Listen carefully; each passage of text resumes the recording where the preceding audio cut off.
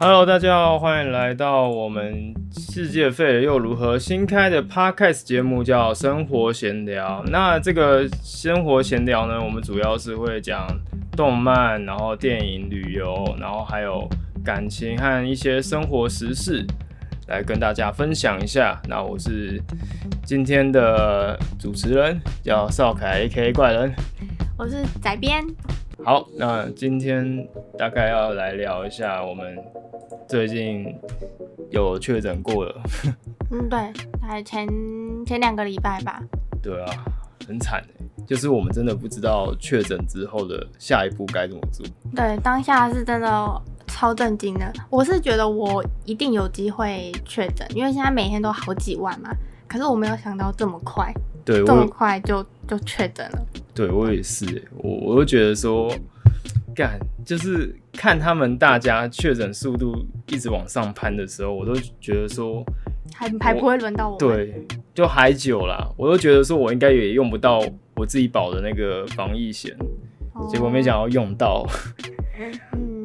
然后当下其实我爬了很多文，然后看了很多资料，然后所有东西都是得自己做功课，因为我们那个时候确诊的时机点就是政府还在拟说该怎么去应变这些事情，因为很多那种电话都打不通，1922啊，关怀中心啊，卫生局都爆满。其实我们两个的症状天差地远。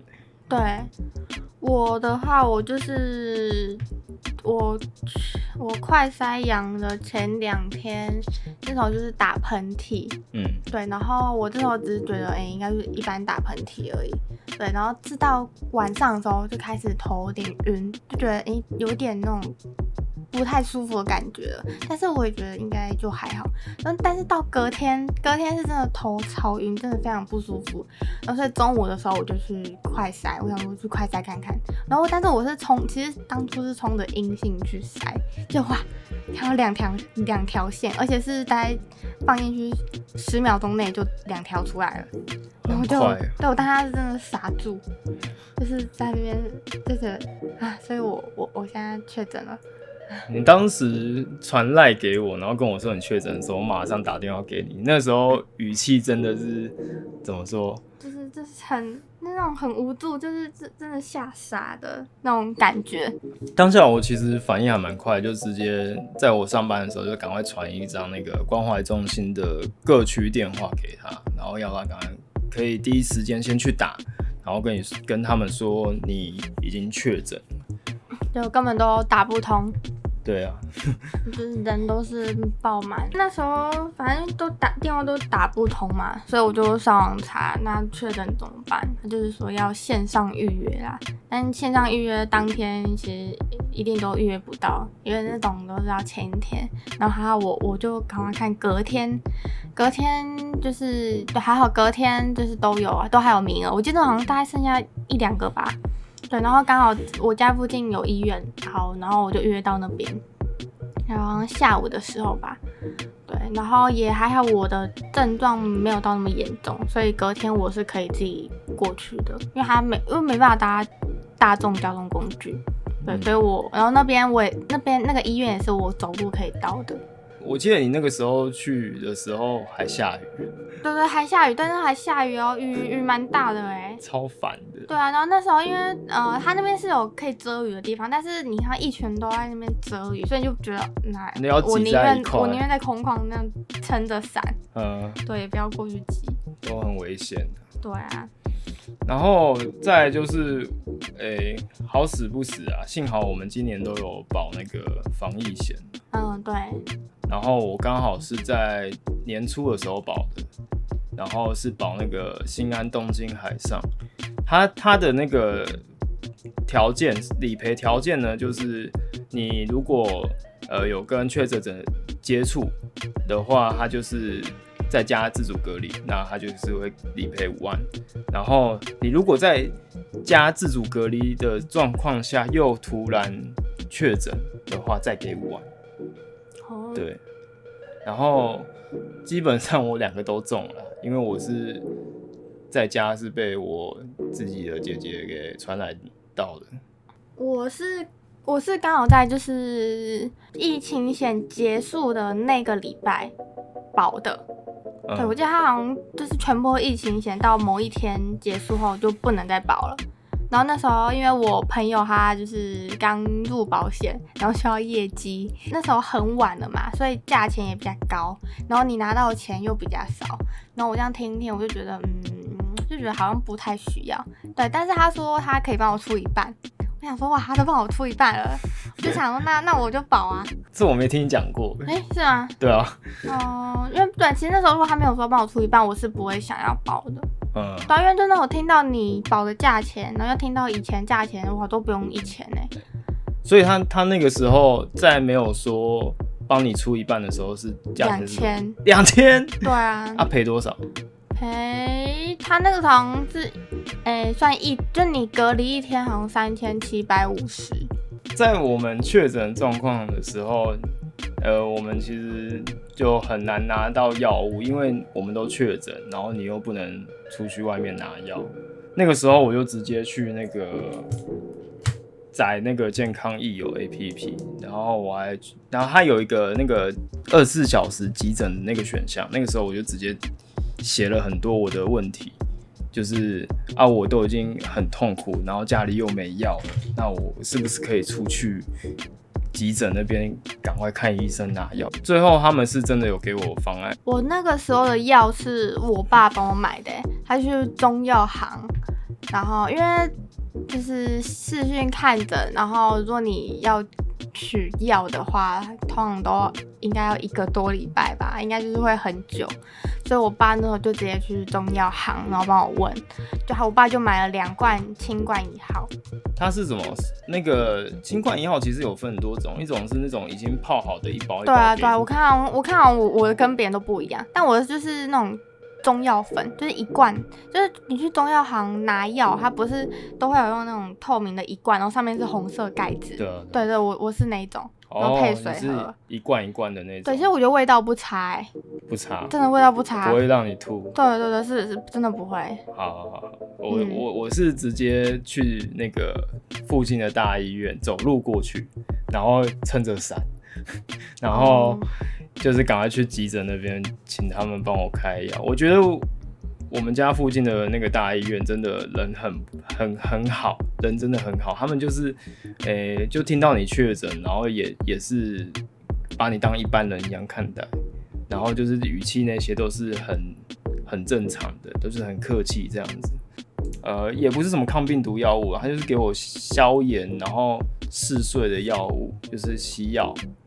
然后我吃他的西药好得很快，就是虽然说我是5天完全康复，但是我是因为我是最主要的问题是喉咙超痛，就是痛到你睡觉吞个口水，你他妈就会痛醒。然后我吃了他的药，大概吃了第3天，其实都好的差不多，就是有点沙沙的，喝个水会稍微卡卡这样子。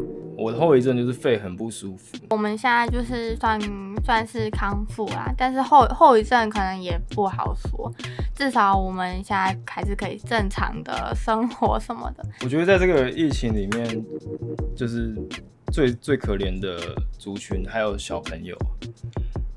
对啊，小朋友前阵子那个新闻，就是可能过几天就会有一个小朋友因为疫情离世，看了真的很难过。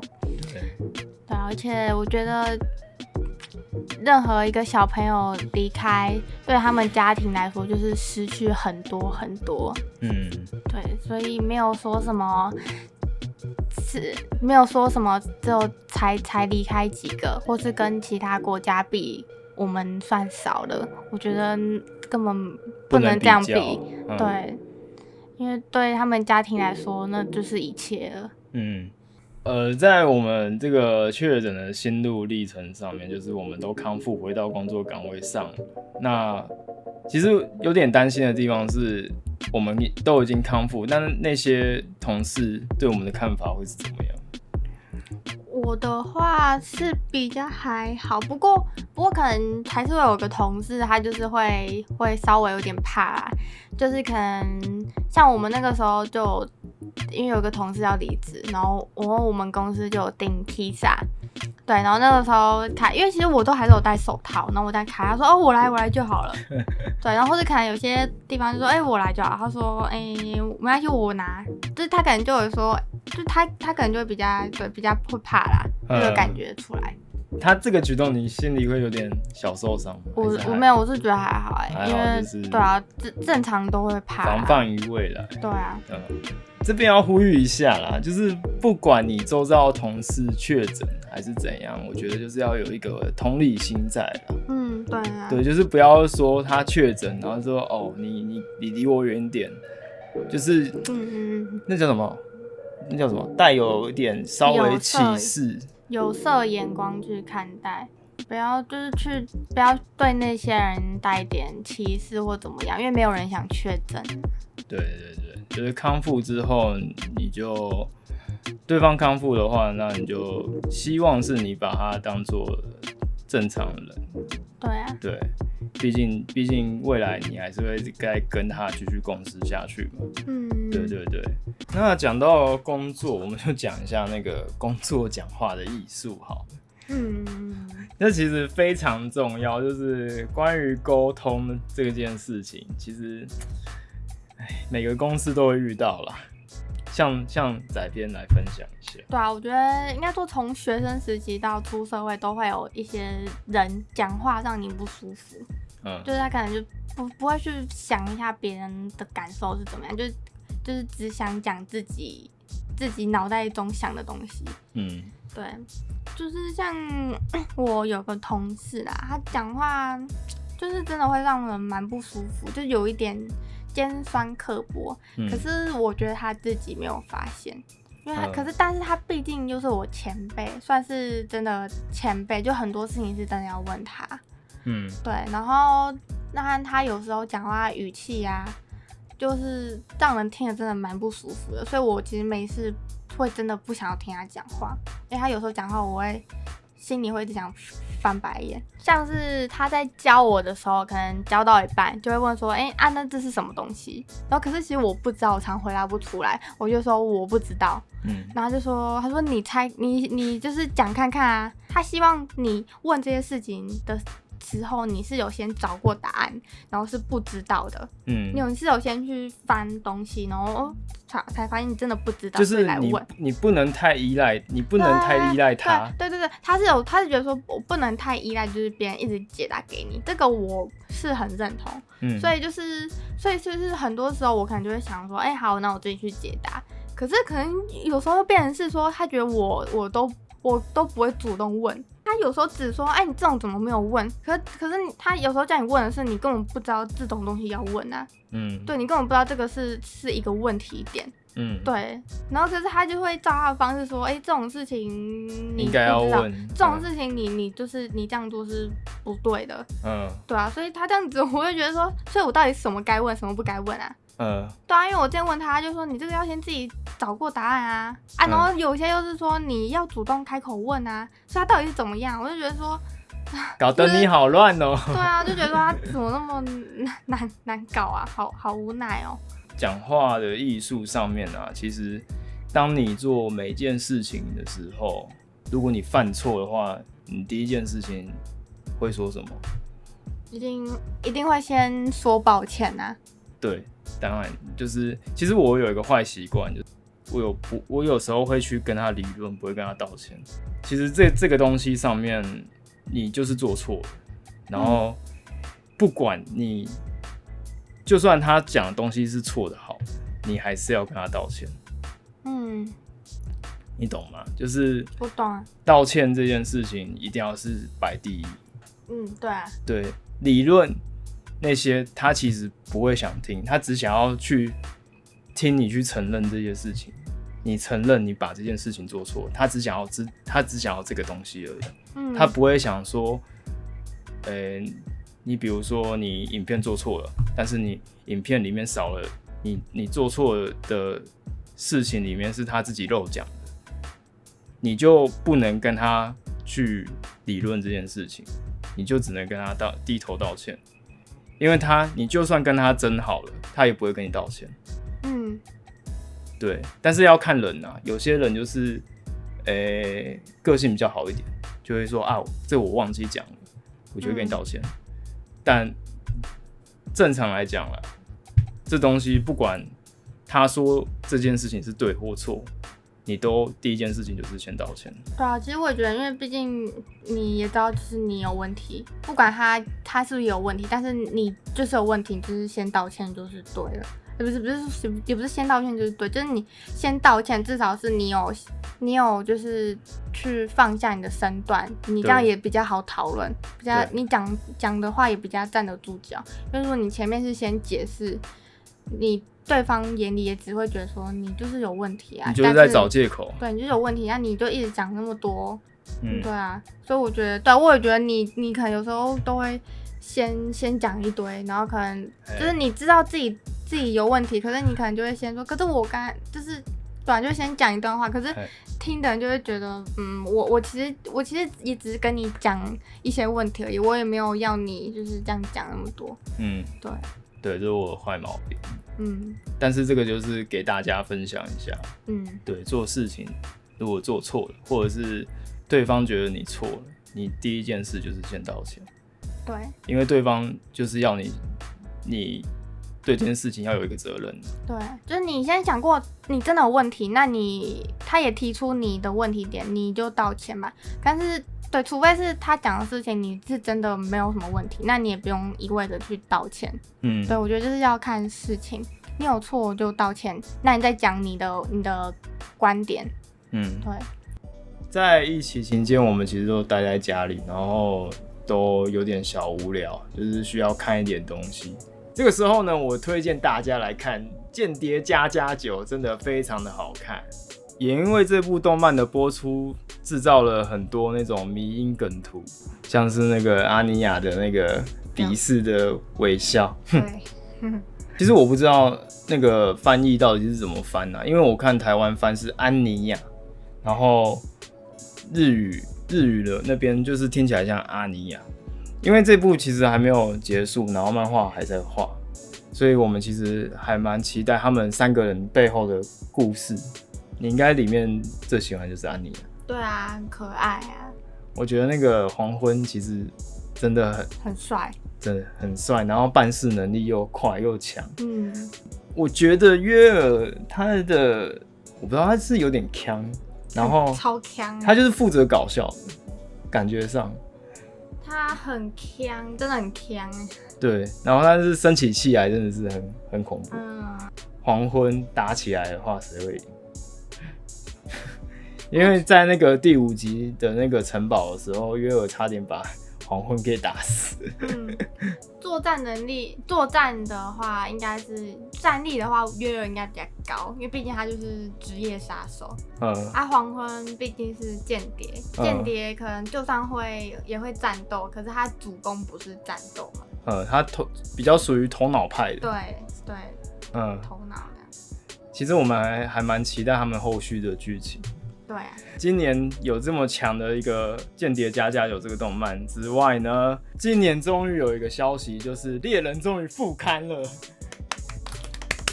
等了多久？库拉皮卡终于可以下船了。我那个时候在家隔离的时候，我就是在看猎人你在看哪一篇？蚁王篇。因为其实蚁王篇，但是我看的都是比较是剧情解说啦。他那种是就是3集浓缩成20几分钟。对。然后我光看那个剧情解说，我都觉得很感动了，被剧情感动到。对，然后是很紧张、很刺激。那个人必须要很会讲，就是要很容易把你带入到那个。对啊，我觉得他很会讲我个人是觉得我不会去看那个剧情解说，因为我会想看他那个打击感，就是那种动作、肉搏啊那些的。以前的我也会觉得说每一集都要追完但现在很懒，我觉得我都很懒追剧。时间。对，而且他这种都是蛮多集的。毕竟我们讲到猎人嘛，那猎人你最喜欢什么角色？奇亚，从一开始我就是最喜欢奇亚，最喜欢他很黑暗的时候，就是那种就是蛮帅，很帅，有点帅。我个人比较喜欢西索，西索就是那种，就是你捉摸不定他的那个个性，然后又有点抖 M 的那种感觉，然后就怎么说，有点小变态，你知道吗？他就是想要把小杰栽培成一个可敬的对手，然后在那个幻影旅团的时候，他也是想跟那个团长打。对，他进幻影旅团就是只有那个目的而已。对，他根本不是真心想加入。西索就是一个战斗狂，就是一个战斗变态狂，一定要讲个变态，真的是有点变态。他手断掉的时候，还有点那个开心这样子。我说：“哦，你竟然可以把我手打断！”然后就有点兴奋这样子。我还有喜欢一个女生，就算还不错啦，叫马奇。马奇哦，幻影旅团对，因为他跟西索互动，我就蛮喜欢的。而且他能力很强，是线。猎人终于复刊之后呢，7月6号，记得这个时间，《来自深渊》第2季终于要播了。今年真的是好看的片很多呢，《来自深渊》其实是我推在边入坑的，真的很好看，看到哭超惨。对，他就是把那个环境带到极度恶劣的状况下，对，然后资源又少，认识的人也说没有说很多，就是你当下看的时候，你会觉得真的好无助哦。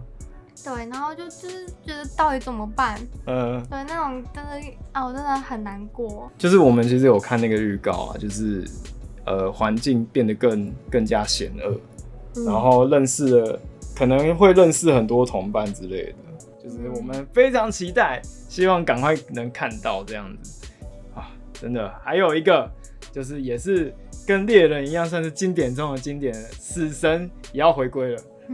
对，死神千年血战篇，这个是10月的事情。其实我对死神就是他们的一些招式，我有点厌烦，你知道吗？就是你知道黑崎一护从开始会万劫之后，就一直在月牙天冲，好像每次都是这个。对，就是那个招式就有点腻了，就是你至少要会一个其他的东西什么的。招式感觉太少了。就是我知道你们想要给一个那种什么印象，第一印象就是黑崎一护就是月牙天冲，然后什么那个白斋就是要千本樱，对，就是给人的印象真的太深了，就是我会希望是多一点花样啊，就是不要说就是招式永远都是同一个，就是会有点小厌倦。而且我觉得他们其实有很多可以发挥，他们的招式其实都很华丽，光那个就很华丽。那我觉得他们可以做更多，然后看起来特效应该会更精彩。比如说谁呢？我最喜欢就是日番谷东司郎。他真的很帅。你知道，我觉得我看过那么多动漫的，虽然死神可能不一定是我心目中第一名的神作，可是我觉得我最迷动漫的角色就是日番谷东司郎。你是被人影响的吗？还是你？不是，就是我自己。其实日番谷东司郎，其实我死神最一开始播的时候我没有看，因为我那时候好像也没有看，但是我就是电视上偶尔看过。然后那时候电视上看过几集，其实那时候我就最喜欢日番谷东司郎。真的。反正就是那时候第一印象就觉得他就是那种魅力，虽然他就是个矮子，然后又对小只矮子，然后感觉又很傲娇，可是就是他真的很有魅力啊。对，而且所以其实他人气后面都是第一名他人气是真的很高不是主角，但人气真的很高。对啊，所以我觉得真的大家都可以看到他的魅力。而且我在他的那个预告里面有看到他有完全万劫的那个照片想到就很帅。